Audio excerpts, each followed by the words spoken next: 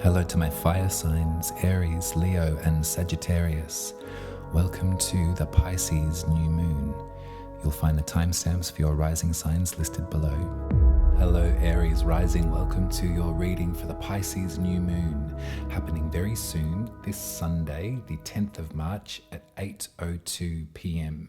if you're in the Southern Hemisphere with me. So we've got plenty of time to talk about the moon itself, but also I've written a whole list of transits that precede this moment, leading us up into Aries season that I thought was very important for us all to chat about one by one. It does feel like a sort of tidal wave, and if we can prepare for that, then we'll be fine.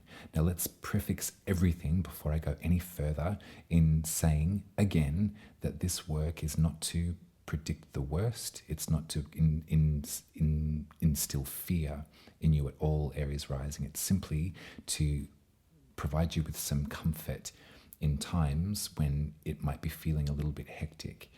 So remember that every sign in the zodiac belongs to you. You do contain every element, every incarnation of every zodiac sign belongs inside of you somewhere. When we speak about them individually, it's to flesh out our sort of connective tissue that reminds us as human beings that we have so much in common too. Now, as an Aries rising, this means the sun, the sky, the zodiac, the universe that was rising the moment that you took your first breath was Aries. So that puts Pisces, the sign that we're going to journey with today, in your 12th house of your unconscious realms, your unspeakable access to dreamland, things that feel like premonitions, things that feel like messages from beyond, things that feel really connected and really have you in a state of grace sometimes. This is the 12th house. It's hidden work, it's private work, it's spiritual work. When we think about what the sign Pisces signifies, we think about someone who is incredibly empathetic, who can feel what other people are feeling, whether that's good or whether that's tricky. They want to connect. They want to be amongst people and to share what they know with them. They want to see and hear and feel how other people are seeing and hearing and feeling in this life. They find connection with kindred spirits. They are in it for life until they are not, and then they wish to swim the other way and completely dissociate and to disappear. When we think of the glyph of Pisces, it's two fish that are bound by a silver cord. One wants to swim that way, the other wants to swim that way. However, they've got to find the current together, and they're in it for the long haul together. Now, when we think about the 12th house and think about a new moon, a moment to plant seeds, to make wishes, to ask for something, I'll leave that up to you, because I imagine that your relationship with your unconscious self, perhaps your spirituality might be deepening in relationship with you. You might be really leaning on that at the moment to help you through. I would encourage that. I would also think about the privacy of the 12th house. You don't have to tell me or anybody else what this moment means to you, but if we can describe the transits and describe the company that the sun and the moon have at this moment, I might show you the tarot too. So if you're the emperor in the major secrets of the tarot, Aries Rising, Pisces is the moon itself. And the reason that this is a Pisces card and perhaps not a Cancer card, as that sounds like it should be, this card speaks to our internal duality. It speaks to the instinct of our nature. It speaks to how we are moved by the moon, some in tune, some unconsciously. We are moved by its pattern in the sky, the way that it ebbs and flows, waxes and wanes. We feel so much at a full moon. we feel almost a sense of relief at a new moon, a sense of beginning. There's a fox and there's a dog in this card. And so perhaps sometimes we need to toe the line. We need to learn the rules. We need to wear the leash. Sometimes we hide in the shadows. Sometimes we work on our absolute animal instinct. Both are animals. Both have that calling. Both are howling at the moon. It's which pathway will we take? How will we keep ourselves safe? And how will what is emerging from the depths come and bay at the moon too? Good 12th house stuff. And good 12th house stuff for a sun and a moon at 20 degrees to be flanked by Saturn, the boundary, the container, the leash, perhaps, and Neptune, the fox, the animal. It's really nice. But it asks us a question. Neptune, the planet, has been in Pisces since 2012, and it's specific to our lives. It's specific to this generation. It's specific in the way that we will never experience Neptune in Pisces again come next year. And we never experienced it before the year 2012 in our lifetimes. Neptune is the modern ruler of Pisces, which means that they are one of the planets that brings great effect and great potential to the lives of a Pisces. Neptune in Pisces does bring with it magical potential. It does bring with it grand possibility, grand illusion potential. Think about your life from 2012 to this point and then moving forward. If we're going to work with the light of Neptune in Pisces, how has that shown up in your life? How has that shown up in your spiritual, unconscious understanding of the world around you? How have you been able to harness that magic in times when you've needed it most?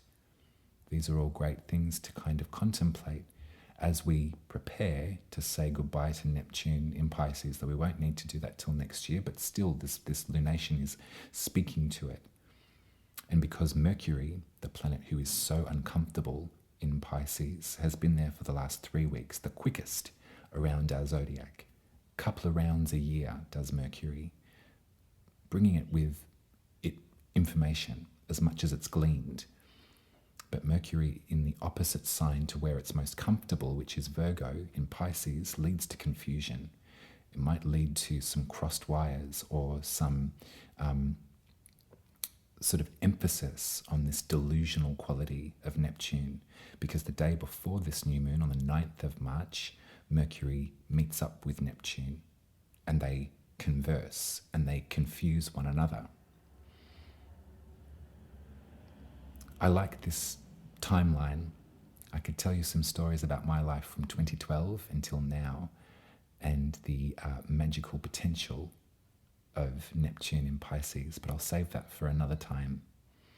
What I'm looking at right now is this reprieve, this break of the confusion and the clarity that follows on March the 10th. On March the 10th, Mars and Uranus make a very harsh, activated square.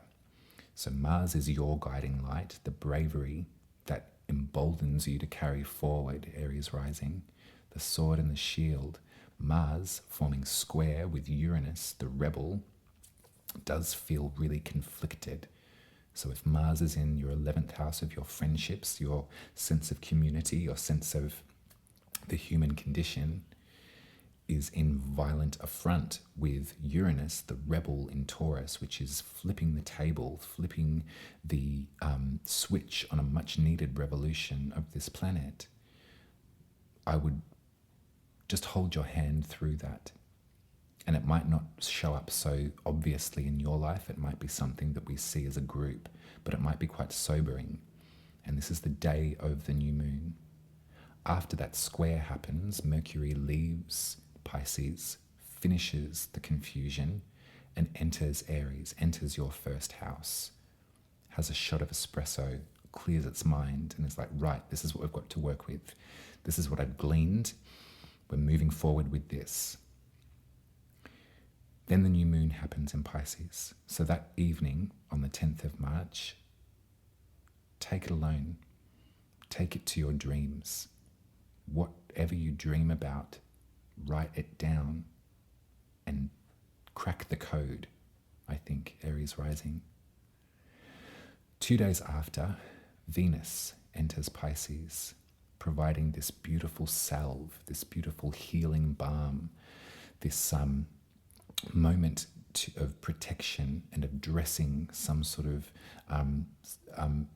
wound, some sort of pain point that may have been revealed from this moon or revealed from the square between Uranus and Mars. Venus has arrived in Pisces feeling very, very powerful and is going to be with us for 3 weeks. So whatever we experience in Aries season, which will be a lot, we know that we've got Venus in our unconscious realms, one of our angels at this time. Then, on March the 17th, the Sun meets up with Neptune, the great illusionist. So there'll be a spotlight on your magic. There'll be a spotlight on your deepest spirituality, Aries Rising, which might galvanize you to be brave. As then we enter into Aries season on the 20th, we then have Mercury, the messenger, meet up with Chiron, the wounded healer, in Aries. So there's a focus here on you. There's a focus here as we enter into eclipse season too.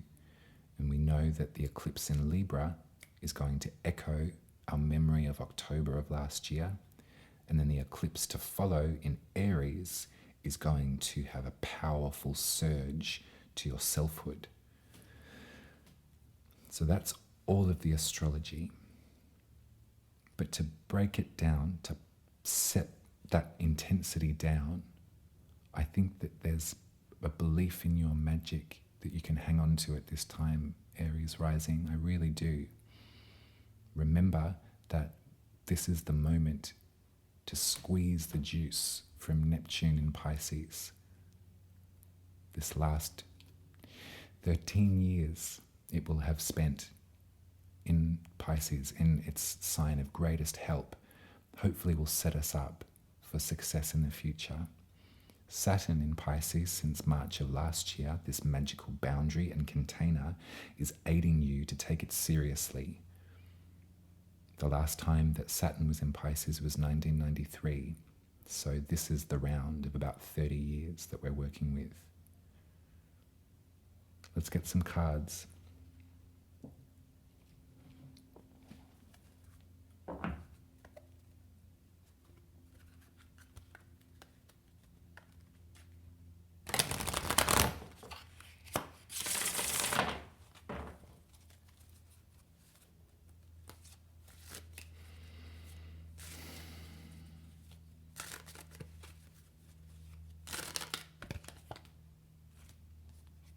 Venus, the Empress. Remember this card. Remember what we were saying about this next 3 weeks from the 12th of March, the emblem of hope, the protector of your dreams. Remember about your creativity, your pleasure. Remember those elements being a much, as far as I can see it, a much more effective weapon than aggression and violence. There's something that you can't deny anymore, Aries Rising. There's something that is clear and sharp and is being handed to you. It's attached to your intellect. It's attached to your mental faculty. You know that this is the truth. And Venus in your 12th house in Pisces is urging you, beckoning you into that space. You're being protected on all sides here, Aries Rising. You're being protected with your bravery, with your might, with your intelligence, but also with something that sort of sits further back. There's something here about the knowing in your body that this is the way forward, and that this Empress, this Venus, this goddess on the mountaintop is waiting for you. And there's no denying this messaging any longer. You can feel it, quick and fast. All signs point to here. Look at this character on the bike. Remember how you've got to be brave if you're going to ride a bike. If you overthink it, you fall off. If you drop into it and trust gravity will keep you safe, trust those around you, trust the freedom of the wide open road, then go and get it though. Take this Pisces new moon as a moment to sort of register and then a moment to regroup and a moment to trust yourself, to trust your magic, to trust your choices, and head towards this healing. These eclipses are going to have us lose a lot. They're also going to have us find a lot too. I trust you, Aries Rising, and I look forward to the day when you trust yourself. If you're still here with me, can you please put a mermaid in the comments? That would be awesome. Thank you, Aries Rising. You can get your horoscope read. Sorry, forgive me, I just lost it. I can read your birth chart here. I draw them, they look like that. You can head to my website at umaruby.com and I will guide you through your own astrology if I've not met you before. If I have met you before and you'd like another reading, head to my website and you can choose a love, truth, growth, femme, or magic reading. There's 5 options there for return customers, and we can look at the current transits and how they affect your chart, and we can also journey deep with the tarot, deep with our magic, deep with our unconscious connection. So make a booking if you'd like to. You can also support my work at buymeacoffee.com/umaruby for $10 a month if you can afford it. And there's also a tip jar over there too. Much love to you, Aries Rising. I will be with you in good time and good preparation as we enter into Aries season and as we enter into eclipse season too. Take good care. Hello, Leo Rising. Welcome to your reading for the Pisces new moon, happening very soon on Sunday, the 10th of March at 8:02 p.m. if you're in the Southern Hemisphere with me. So change it around for your time zone. And we've got it just in time. There's also a list of transits that I'd love to explore with you moving into Aries season. So if you're watching this a little after the Pisces new moon, it's okay. It's always sometimes good to reflect on what's happened in your life and then listen to astrological information. But also, I've got some stuff here that's going to bring us into Aries season on the 20th of March. There's a lot that's happening in this month, in this time, and in the lead up to Aries season, which packs power. I thought it best to try and explain and translate the astrology as best as I can see it. So when we think about Pisces, the sign, when we think about what this represents in our zodiac, in our makeup, and remember that every single sign of the zodiac has something to do with your nature.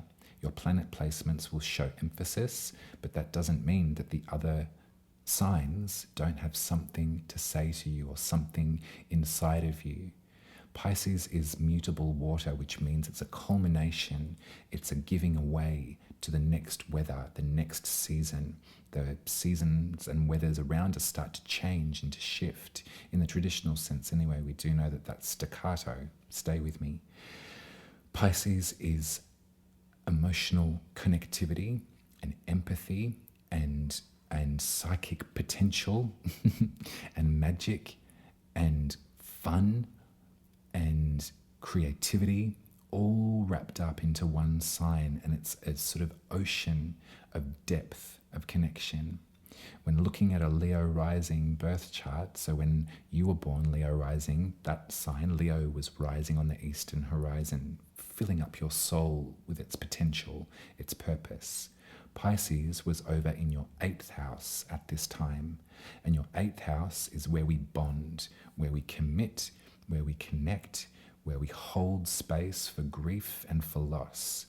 It's one of the most difficult emotional signs, our houses of our chart. However, to have Pisces in there gives that extra emphasis on that intent, on that emotion.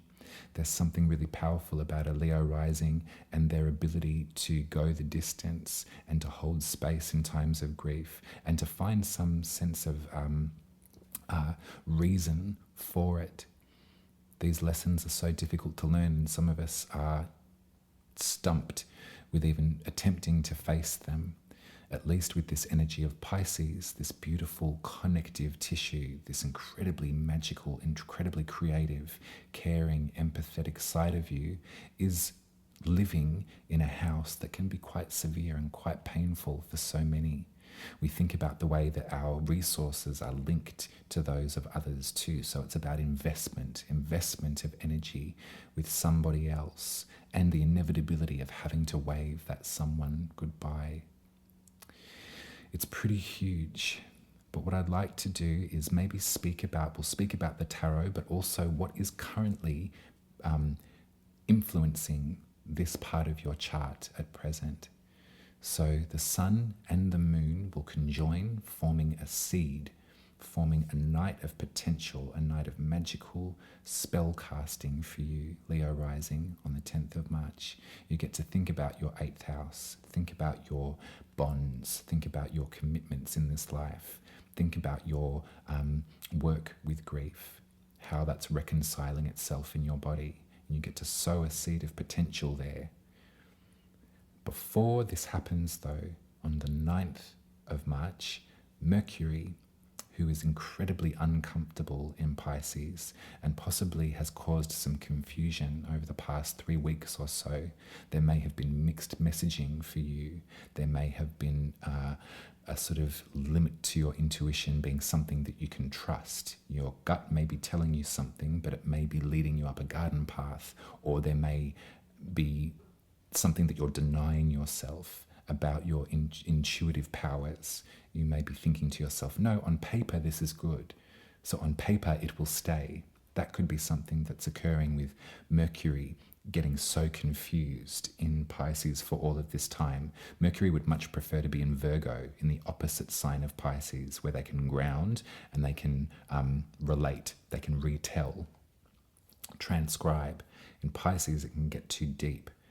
On the 9th of March, Mercury, in its confusion, meets up with the planet Neptune, who does nothing but confuse and glamour and cajole and create mystery. And so on the 9th, the day before this new moon, there may be such confusion in your energy that you'll need to just sort of not make a decision, I would suggest, and just sit on it, rest on it for a minute. And remember that the following day there will be a new moon in Pisces, so perhaps that might be a more appropriate time to activate. It will be because Mars and Uranus will be forming incredibly tight pressure the morning of this new moon. So beforehand, there will be an absolute friction, a sort of violent sort of feeling, a violent movement. There'll be something about rebellion and revolution and something about anger and retaliation that it may not hit you so personally in your life. I'd imagine that it's going to be a collective feeling that we're all going to need to tend to. On your birth chart, Leo rising, we're speaking about your most public facing self, the way that you're revolutionizing and rebelling against what used to be expected of you publicly, and also your intimate relationships. So what I feel is perhaps some crossed words or some anger that might be coming from your 7th house in regard to the way that you are now publicly presenting yourself. That could be one way that this astrology works out. I hope that it's not because I want some sort of smoother sailing for you, Leo rising. But if there is conflict, if there is pressure, we're going to then feel the wave of release with Mercury leaving Pisces into Aries, having a shot of coffee and waking up to themselves. And so the information that we're sort of gleaning might become clearer. And then there will be the new moon. So this new moon in Pisces is free of Mercury and that sort of delusion. However, Neptune is still there on one side. On the other side is the planet Saturn, which is creating a magical boundary and reminding us of the lessons in life since March of last year. I like to think of Saturn in Pisces as a magical ring of salt, a boundary of protection that keeps your energy safe and those that you love. If it's grief that you need to tend to, imagine that salt ring around you right now. When I look at the tarot to speak about Pisces, it is the moon card that we speak to. In the major secrets of the tarot, such as your Leo-ness, is the strength card. Pisces is the moon. And you can see that there's a conflicting vibe here. Or maybe not, because it's actually the same species. There could be harmony here if we can trust that our animal instincts are to be followed, if we can separate ourselves from the intellect or from the sort of theory of a certain thing and drop into our body, our physical nature, and understand that sometimes we are a dog, sometimes we are leash trained, sometimes we are working with Saturn in Pisces and creating boundary, creating a safe, measured, learned area where we're taking the hint, we're studying. On the other side, we have our fox. We have our wild child who will snap back, who will run to the hillside if they feel that they're in danger. We have the one that uses nothing but their animal instinct to survive in this life. This could also be you, Leo rising. This could also be the influence of Neptune in Pisces. If you think to the experience that this generation is enjoying right now, there are so many outer planets in our galaxy that are about to shift sign. It's unusual to be such staccato rhythm. One of those is Neptune. We first got the taste of Neptune in Pisces in February of 2012. That was when this journey started for us. And it's going to end in May of next year. So there's something about Neptune and its illusionary possibilities, but also its sort of faith in magic too. It's faith in the unknown. It's faith in instinct that is really beautiful. When I think about my life from February 2012, quite specifically until now, I've got some stories to tell you about animal instinct. I've got some stories to tell you about magic, trusting my gut, trusting the possibilities of this life, trusting that what was offered to me, there was alternatives, and I could create so much more with my magic than I ever thought possible. But I'll tell you another time, maybe you can identify. Neptune will never be in Pisces again in our lifetimes after May of next year, and it never was before February of 2012 in our lifetime. It takes 165 years, 164 years to go around the zodiac. So you can see this pertinence. You can see that there's something about a belief rather than an intellectual ideology, but a lived, felt belief that has been permeating in your body, Leo rising. I would trust it because we can trust Neptune in Pisces. We can also thank Saturn for the leash at this time, not to get led up the wrong garden path or to snap when we mustn't. There's two polarities. There's multiple facets to your being, to your nature, Leo rising. If we can allow space for both, then we're learning astrology, we're learning the zodiac. You notice that so often in the signs of the zodiac, it's about two. Part of your journey as a Leo rising is really witnessing that too. The strength of your individuality, the brightness and attractive ferocity of your solo mission is in fact so complemented by that of the other, and also by recognizing the split in your own ecosystem, the multiple pathways in your nature. You can be this and you can be that. You can be neither, you can be both. I hope that makes sense for you, and I hope that that helps at this time, Leo rising.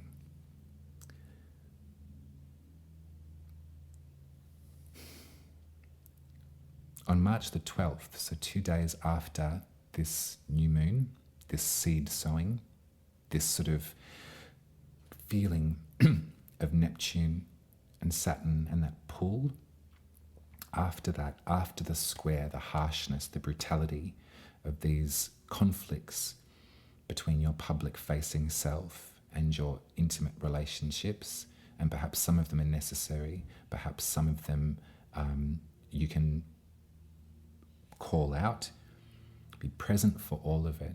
And as long as you stand to the truth of your nature, and you remember that I believe you, then you will be okay. On the 12th of March, then Venus enters Pisces. And for the next 3 weeks, we're going to be using Venus, our femme, as a talisman of protection. We're going to remember our art, remember our beauty, remember our love, remember that part of our spirit, and feel that warmth, that protective blanket, that sort of hug from Venus over this next time as we move into some trickier astrology, as the eclipses beckon us. On the 17th of March, the Sun meets up with Neptune in Pisces, so there's a spotlight on the magic of your interconnection with other people. If it's saying goodbye that is calling you, if you have to, if you must, the Sun and Neptune will remind you that you have connection there. You have access. We lose everyone in this life. We move around it, and we have to say goodbye to every single person that we love at some point, in some way. It's maddening and it's heartbreaking. It's something that Neptune is instilling in us and has done since 2012, that is reminding us of our magical journeys too, and that these relationships we can call upon. We can worship at those altars when we need to, as time moves on.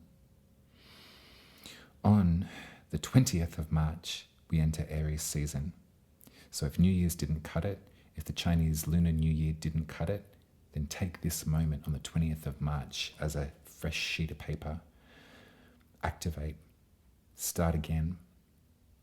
Then on the 21st of March, Mercury, free of Pisces clutch, makes up with the Chiron placement, the wounded healer, the opportunity to salve some of this pain.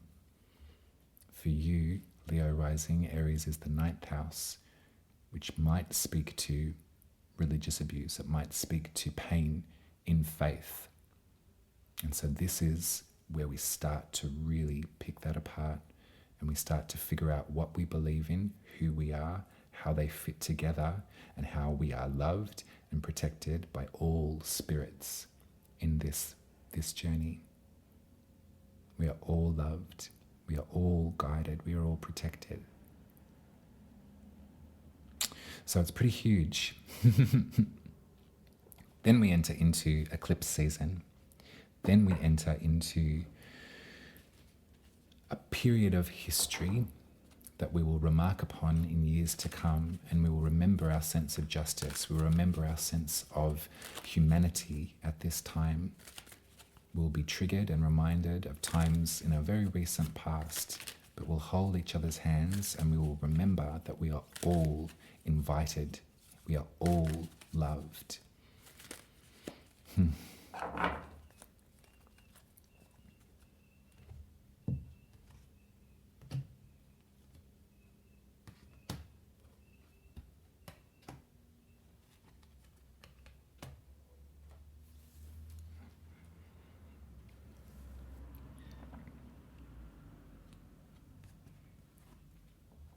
I've got all swords, Leo rising. All swords, all thoughts, all memories, all pain points, all true or someone's perception of the truth, all bitter pills to swallow. There's something that we're kind of working with as far as the memory of heartbreak or the fear of heartbreak, the fear of saying goodbye. I think the 8th house can really speak to that and kind of bring up those fears to that paranoia of losing those that we love or losing love itself. I understand that there's like a bargaining process in the process of grief, isn't there? There's a part of it where it's like you refuse to believe. Sort of close yourself off from that. As the more swords arrive in the tarot, the more difficult it gets. And if we're talking about paranoia or we're talking about fear, the more swords start to create something that looks like a cage where we actually can't, there's no room to move in our fear, or there's no room to move in this locked state that we've found ourselves in. We can be trapped by our heartbreak. We can be frightened to move forward in our lives because of what is dragging us back to the past. When things get too much, I would really encourage you to set those swords down for a moment. If you can do that by meditation. Is one of the most accessible ways. And meditation is simply sitting in a room by yourself with those thoughts, and when you feel them or hear them start to whir up again and you're having 10 different conversations with yourself, or you're feared about that, you're worried about that, you're in pain about that, whatever it is that's going on in that mind. It could be really arbitrary sometimes too. It's sort of like, oh, you forgot to get the tire of your bike fixed. That's, it could be something really inane, but it's a clutter of swords. It's a clutter of thoughts. And it gets so constricting in there. But meditation, simply put, is sitting in that noise and clearly stating, thank you, I hear you. At this time, I'd like to hear nothing. And finding that silence and finding yourself climbing down that ladder of swords back into your physical body, back into the right here, the right now, back into your heart, where a Leo rising would so want to be, working from here rather than from here. I respect fully what you're going through, Leo rising, and I respect this moment in time as being a powerful one. And you have my full support and my full encouragement to go there. And keep a clear mind. Allow your body to feel it at this time. We can tell ourselves that we're feeling it. We can think that we are. There's a big difference between thinking and feeling. And you know that. Get a good night's sleep when you're able to. And if you find that you're in mid-conversation in your waking hours, the moment you wake up, you're already talking to yourself, I respect that too. And remember those techniques of climbing back down from those swords into the physical self. It's something that takes practice, and it's something that I've not mastered, and I don't think that I will, but I intend to practice, because it can be so helpful when the going gets really tough in there. Thank you for being here with me, Leo rising. If you are still, can you please put a mermaid in the comments in honor of Pisces? That would be awesome. If I've not read your birth chart before, head to umaruby.com. I'll draw you one and I'll read it to you. And I can take you on a journey through your personal astrology and how the planets and the signs affect your makeup and your purpose. If I have read for you before and you'd like to see me again, you can choose a truth, magic, growth, love or fem reading over at my website too, and I'll look at the current transits, the current sky, and how it's affecting your birth chart that we journeyed on together, and we'll use the tarot too, specific to those questions. So much love to you, Leo Rising.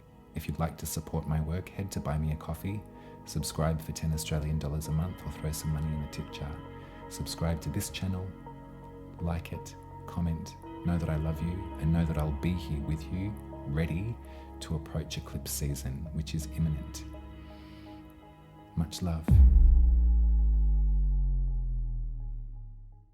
Hello, Sagittarius Rising. Welcome to your reading for the Pisces new moon happening very soon on Sunday, the 10th of March at 8:02 p.m.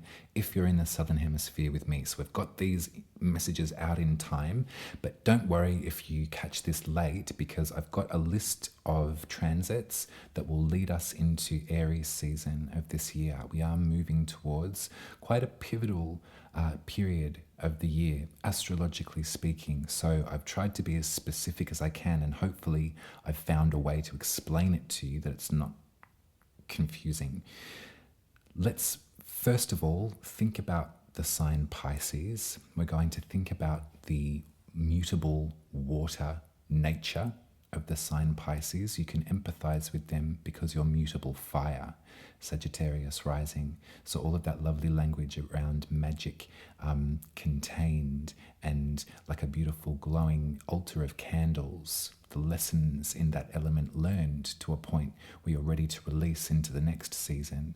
We can think about that, but transpose the element of water over Pisces. Think about our emotional ecosystem.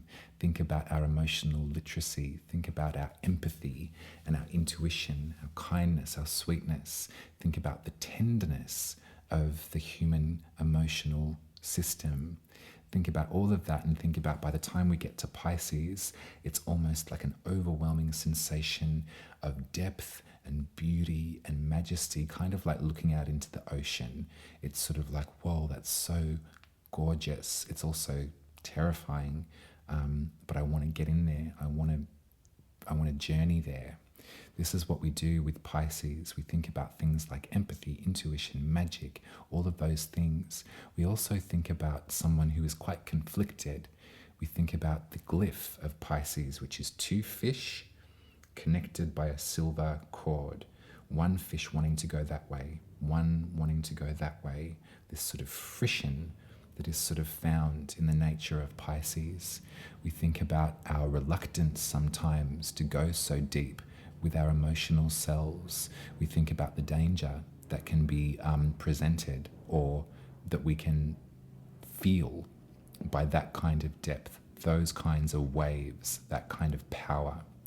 When I think about the ocean, I think about what we don't know about the ocean, which is so much. Little cute side note, I'm petrified of deep ocean and deep space. And I know that that's quite a strange thing. I'm a Pisces rising too, and a bit of a magical bitch. But the idea of being suspended in motion in both of those environments terrifies me beyond knowing.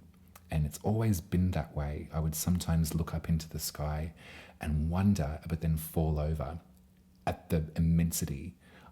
The same with the ocean, the idea of the ecosystems and creatures that live beneath the surface of our oceans that we have known nothing about, nor should we. That's private work. It's intense. But you can feel that overwhelm. That's how I sort of align myself with my Pisces nature, is this overwhelm at the intensity, the depth of those emotions. You're a Sagittarius rising, so we look to the eastern horizon, the moment that you took your first breath, and the constellation Sagittarius, the galaxy, the concept, the void beyond that is represented by the stars of Sagittarius. That was filling up your soul's rising intention, your first house. That puts the sign Pisces in your fourth house of your home, your roots, your ancestry, your sense of belonging and safety. And so to have all of that language around the immensity and perhaps sometimes the terror, as well as the yearning to delve into those depths, to have that in your fourth house tells me a very interesting story. And it's not always easy. A lot of it is really, really beautiful.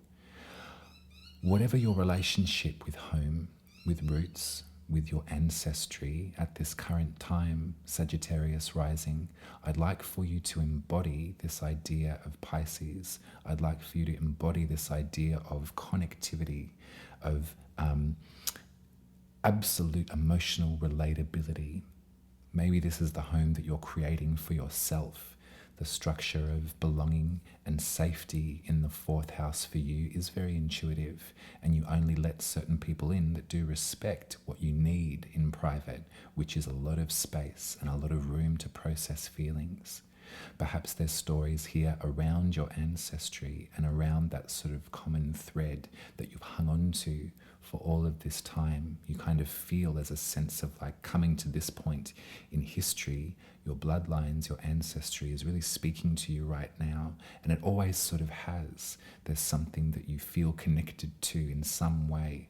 And this doesn't have to be your immediate blood family, but just the concept of ancestral lines, the concept of like what human interaction came to a point where you were born.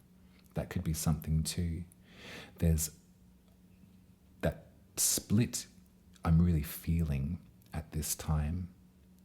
So if we think about a new moon in Pisces, we think about a moment for you to sow some seeds in that part of your life. We think about what you might like to see grow in your home, in your sense of nurturing, your sense of safety, in your relationship with your ancestors.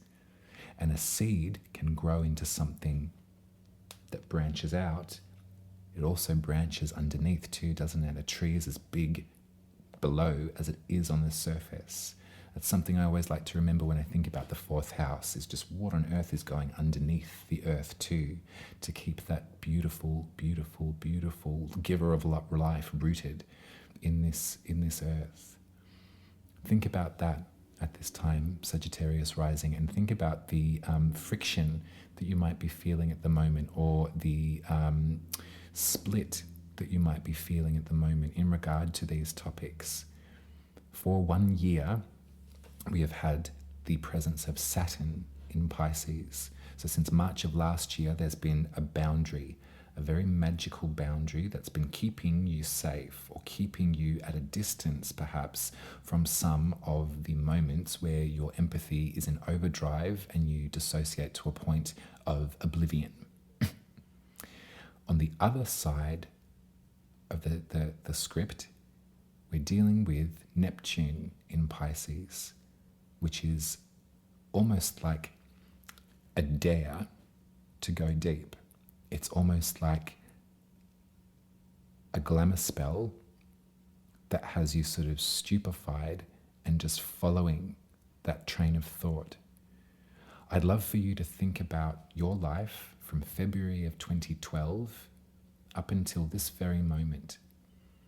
There's something about this generation experiencing the energy of Pisces and Neptune in Pisces specifically that is specific to this time on planet Earth. In our lifetimes, we never experienced Neptune in Pisces before February of 2012. And then we did, and we have, and we will until May of next year, when Neptune will leave Pisces and we'll never experience that feeling again. You see it happen with Pluto into Capricorn, into Aquarius. Well, now Neptune is on the way, making preparations to leave. And what are they leaving behind? In modern astrology, Neptune is one of the rulers of Pisces, so I think that there's something really beneficial here. But when you think about your roots, your ancestry, your home life and how it's structured, and think about the connection to perhaps magic or mysticism that you've been learning about, or that has kept you in some sense of safety too. That might be something that we can speak about with this connection. It might be something that you've been able to protect yourself against as well. That could be another story. But this is specific, and this lunation, this sun and this moon with Neptune on one side, has Saturn on the other. Saturn takes 30 years-ish to go around the zodiac, so still a moment in time. The last time that Saturn was in Pisces was 1993. And so if you think about your life, if you can, back to 1993 to now, and think about what kind of magical boundary was being enacted at that moment, and how is that showing up for you again in the face of whatever it is that you're facing right now. Sagittarius Rising. When I look at the tarot to speak to Pisces, we speak to the moon. When we look to Sagittarius and the major secrets, we know it's temperance, which can speak to this relationship too, fire and water. But the major secret for Pisces in tarot is the moon itself. And just in this astrology of what we're dealing with right now, you can sort of see it drawn on this image. There's two creatures that are baying at the moon and its power. They're being moved by the presence of the moon. One of them is a dog, leash trained, polite, a good boy, very obedient. Saturn, boundary, magical protection. The other is a fox, instinctual, cunning, wild. Neptune. Both are indulging in their animal instinct to howl at the moon, to be moved by it. In the black night, there's something that's emerging from beneath the depths of the water, breaking the surface of that water. So much happens with the moon card. Some of it can be pretty treacherous, some of it can be pretty frightening. So much of it can be so beneficial and so beautiful. So if we can take this description of the card and bring it down into the astrology of this moment, it's painting a pretty sincere picture for me, Sagittarius Rising, about how you relate to your bloodlines, how you relate to your ancestry, how you create safety, and what you've been doing specifically in the last year to create boundary and safety in your home. It's really pretty. And I think that there's a lot for all of us to learn about this split in our nature. We want to be doing the right thing. We want to be saying the right thing. We also feel it in our body, what is happening, what is becoming. And so we protect ourselves in the best way that we can, and we also allow room for complexity in our nature, room for complexity in our relationship with our bloodlines, our ancestry too. All of this language that is sort of coming to the surface at this time in our culture, so valid. There's also, it really does feel like a critical moment to check ourselves and to check our history and to make sure that we do not make the same mistakes again. We clear the space, we clear the altar to say our prayers, to invoke our magic of protection. We make sure that those that we love in our immediate surroundings are protected and safe and loved. And then we journey with Pisces. Then we journey with the moon card. Then we take Neptune's offer. This moon packs a punch. It comes on the same day as a very violent square between Mars and Uranus. So Mars is in your third house, Uranus is in your sixth house. So there's something here about friction, about revolt, about violent action. You might not feel this so specifically in your own life. I'd imagine that it's something that will reverberate around the globe that we will all need to contend to. As we prepare to enter into eclipse season again, all of our minds are cast back to October of last year. And so we sit with that. We remember that, and we do our best to work with that as we move forward. We check with those that we love that they're feeling safe and protected. Ideology aside, everybody's physical bodies and fear trigger response might need some checking in on at this time, Sagittarius rising. Other things to make mention of: Mercury will then leave Aries on the same day, the 10th of March, finally clearing a bit of that confusion that we've been feeling with Mercury in Pisces. Excuse me. I shall take a break after this one, Sagittarius rising. And then the new moon happens on the 10th. So with Mercury in Aries, there's direction, there's a clearer understanding, because Mercury was so uncomfortable in Pisces, creating confusion. Then we get some clarity. On the 12th of March, Venus enters Pisces and acts like a protector, a sacred protector of the femme, of our access to art and beauty and creativity and to pleasure. And we hold that with us as we enter into Aries season, because the sun will put a spotlight on Neptune on the 17th of March, illuminating what you've been doing to create magic in your ancestry, how you've been keeping those silver threads alive. As much as you've been swimming this way, your ancestry might be calling you back to remember the old ways. And then we enter Aries season, and then we prepare for eclipse season. At this new moon in Pisces, Sagittarius rising, I'd love for you to speak to your ancestors in whichever way makes you feel comfortable. Whether it's lighting a candle, whether it's saying a prayer, whether it's enacting ritual, whatever you do, and whatever the word ancestor means to you, that doesn't have to mean specific relationship to your bloodlines or your family, because Lord knows that's a complex thing to unpick, and they're complex relationships. But your physical self, your body, your blood, your culture is being provided an evening, an audience with that culture.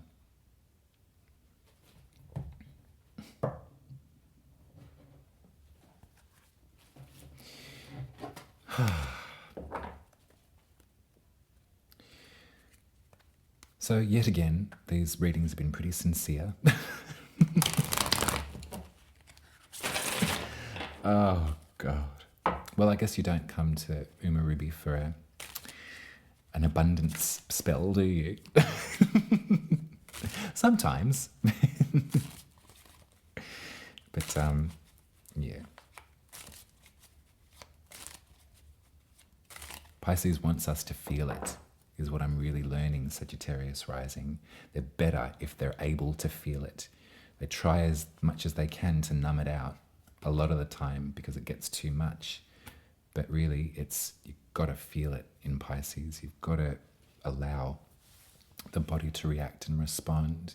If it's pain, if it's sorrow, if it's anguish, fear, on behalf of other people too. It doesn't have to be your exact lived experience, but that overdrive of empathy might be singing in your ear at this time.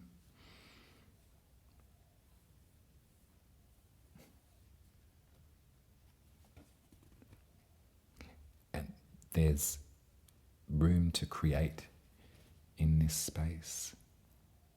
There's room through all of this dampness of Pisces, this sort of wet. It can sometimes feel quite sodden in Pisces emotionally. You can just feel so completely overwhelmed. Thank heavens for Saturn at this time creating some barrier, some buffer between your energy and the outside world. But, I wouldn't hold it against you if you were feeling a complete burnout. In that dampness of the Pisces world, that sodden, wet place, you found a match.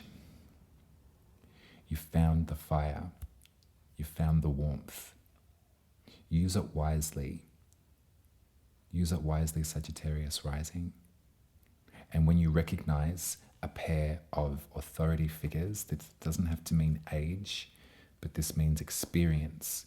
When you find someone who is incredibly intellectually present and available, and someone who is urging you to rekindle your confidence in your own creations, I would go with that influence. Sometimes we can speak about therapy. When the King of Swords comes out, that would be a great conversation to have. And if that is within your resourcefulness, if you have the financial ability to engage in therapy at this time, I would highly recommend it. And don't feel guilt that you can and some can't. By keeping your oxygen tank on, then you can help others. So get to a space where you're in company with someone with a clear mind, and then you can take this offer to activate your magic again, to feel in flow with your creativity again. If we think about Mercury leaving Pisces into Aries, this is when we start to think about creativity, right? We know that the eclipses are urging you to this place, right? We know that Chiron is urging you to heal some of this wounding in relationship with your creative self, right? So let's do it. If you can get therapy, do it. And we don't get therapy to sort of figure out what's wrong with us. We get therapy to feel better. We get therapy to be kind to ourselves and what we've been through, kind to our minds when they struggle. And we realize the reasons why some of this turbulence might be occurring. But it's not to condemn you. The first step for so many people, I remember when it was my first step, and it took me a couple of goes over the years before I really committed and figured out the exercise, the purpose of the exercise. It wasn't to figure out what was wrong with me. It was to figure out how I could heal and how I could be sweet and kind and loving to all the different versions of myself that have been crying out for attention. Inspiration will come, that's for sure, and mentors will follow. So keep your chin up, Sagittarius Rising, as you're doing all of this deep ancestral work with the Pisces new moon and with all of this energy in Pisces too. I hold you because it's difficult. But remember, amidst the rainstorm, you've found the match. So use it wisely. Much love to you, Sagittarius Rising. If you're still here with, excuse me.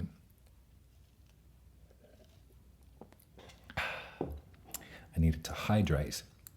Moving a lot of water today. It's good to keep it in the system. If you're still here with me, please put a mermaid in the comments in honor of our beloved Pisces and their season.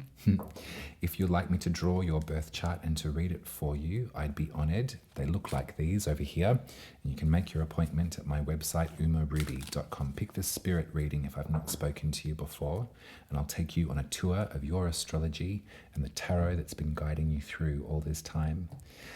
If I have spoken to you and you'd like another reading, head to my website and choose a truth, love, growth, magic, or femme reading. And we'll look at the current transits as they affect your birth chart, and also we'll journey deep with the tarot and we'll pick cards together and read the spread to answer your questions. You can tip me at buymeacoffee.com, and you can also subscribe to my horoscope work for $10 Australian per month if you can at all afford it. Much love to you, Sagittarius Rising, and I'll be with you in good preparation as we enter into eclipse season. So lots to come, lots to be explored, lots to prepare for. So let's do it together.